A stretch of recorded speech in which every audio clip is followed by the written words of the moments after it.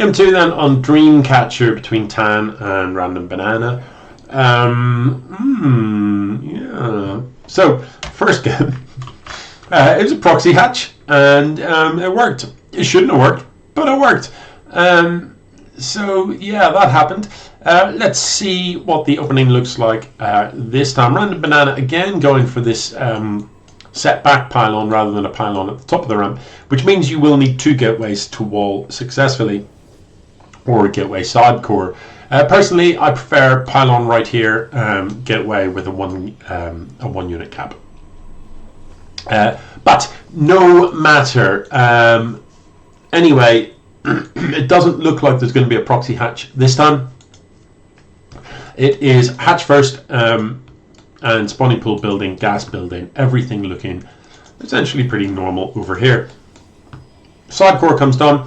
This worker isn't actually in the gas, so yeah, it has fixed that now. So things looking pretty normal in Protoss land as well, apart from this early forge. That seems to be popular in the EMS League, to get a forge quite early, and I'm not sure why.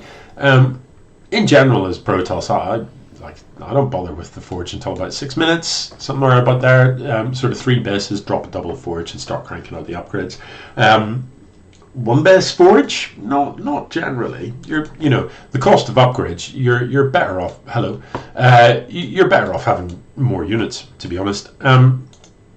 So adepts are coming out. Adepts can be good. Do require a bit of control, a bit of micro to actually be effective. But he is supply blocked here, and there's no. There goes the pylon now.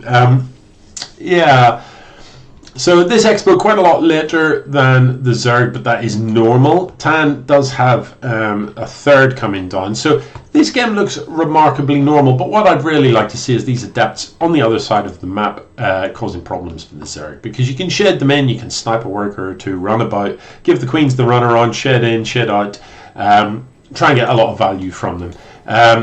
Now this Overlord is going to die. Is that going to supply block Tahn? It actually isn't, so no desperately big deal there.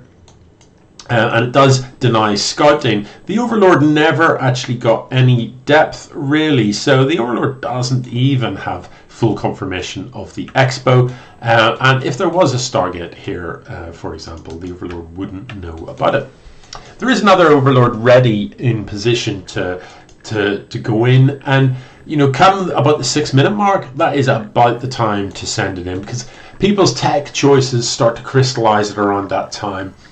Up till then, your first scout is pretty early, and what you're looking for is cheese. Are they doing something crazy all in, or are they not?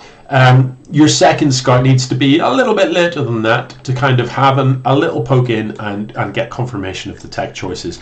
Because if you come in at about the 4 minute mark, assuming they're not cheesing, most builds are going to look fairly similar, but it's after 4 minutes that they start to diverge, and you start to see, is it Robo, is it Gateway, is it Twilight? It turns out it's both. It's Templar Archives and Robo Bay off 2 bases, so there's that.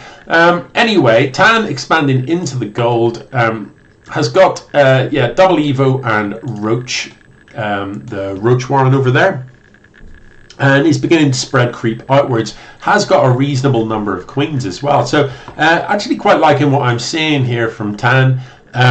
This looks competent, doesn't it? There's a nice spread of creep. The bases are pretty much linked by creep, and that is important. You need to get this region covered as well, but he's working on it. He's on 4 bases. He's on about the right number of bases given the time. And yeah, my only critique here really is that he's not spending his minerals. But he doesn't actually have idle. Well, he's got 5 idle larvae. But that's not desperate. 15 idle larvae. That's worse. But he is turning them into stuff reasonably quickly. So if you find yourself in that position where you can't spend the minerals fast enough, just drop another hatchery here, even, or better still, just chuck it down here. Even if you don't actually saturate that base, just use it as a macro hatch to get out more units. So 4 base production continuing. However, on the other side of the map, this Protoss army is starting to look pretty scary. There's Immortals in the mix, which are good against roaches. There's a few too many Adepts, though. The Adepts are great harass units. They are awful in a straight-up fight against roaches. So, unfortunately, these Adepts not really being employed for what they're best at. These shield batteries are going to help out a lot. If he moves in here and uses the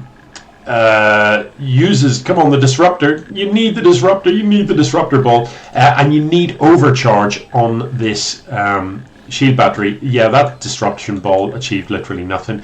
Miles away. It looks like the Protoss might just about clean this up, but it's a bit painful. Disruptor at the front, nobody needs. No, he's going to lose. Ooh, disruptors are expensive. Don't lose them. You do have to micro disruptors. You've got to micro them something shocking. I'd love to have seen the Warp Prism open a little bit over to the right to power this shield battery, to recharge the shields on those. Yeah, what you have to do is your Nexus has an ability to overcharge a shield battery, and when you overcharge the shield battery, it basically heals shields back up at sort of twice the rate, and it doesn't run out of energy doing that. While it's under that kind of overcharge bit. Yeah, so just cleaning up those changelings. Can RandomBanana spend his money is the question. Now, the short answer is no, not really. Only 4 gateways and a single robo here. And really, off these 3 bases, 3 times that is what's required here. More like 10 to 12 gateways and 2 robos as a minimum. So he's going to struggle to spend his money. This is a reasonable number of shield batteries, though, and these Colossus will trade very, very well against the Hydras, but they don't have the range upgrade by the looks of things. Now, he's got quite a few spellcasters here, and he really needs to use them to get value. The Templars need to be storming. These haven't really good storms, to be fair.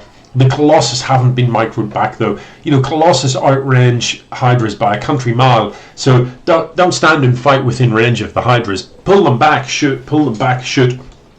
Use the sentries as well. This Immortal's just walking to his death. That's painful.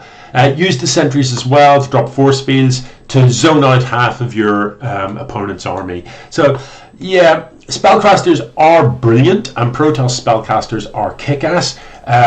But you do need to micro them. You can't just expect this disruptor to come down and do anything by itself. It simply won't. You have to control it.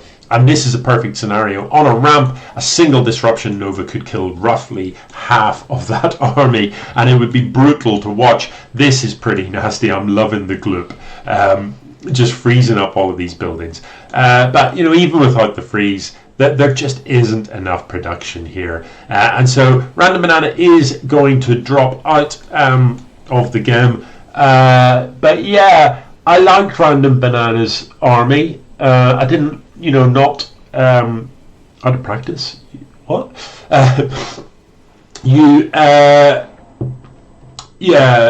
too many Adepts. That's not how we use Adepts. Adepts are great offensively in your opponent's base, shading about the place. They're good against Lings, they're good against light units.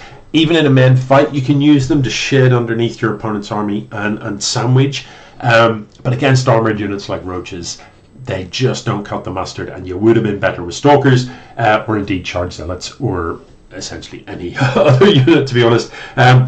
Yeah, the Colossus, brilliant, but you do need to micro them back. You need to keep them at maximum range. That's what's so strong about them. They do splash, and they do it from a mile away. So keep them a mile away. They're expensive. Don't lose them. And of course, the disruptors need to be microed, and it's a pretty short range on the disruption ball. So you do have to micro that. The storms were really good. Did like the storms. But the sentries, I didn't see a single shield battery. I didn't see a single force field. So that kind of what's the point in them? If it's a lot of micro to be doing all of those spellcasters simultaneously. So simplify your life. Take one of them out of the equation. Use the gas. Sentries are 100 gas each. Spend that on Templars. Have more Templars. Archon them up. And that's a much more effective fighting unit for your gas spend. Anyway, GG.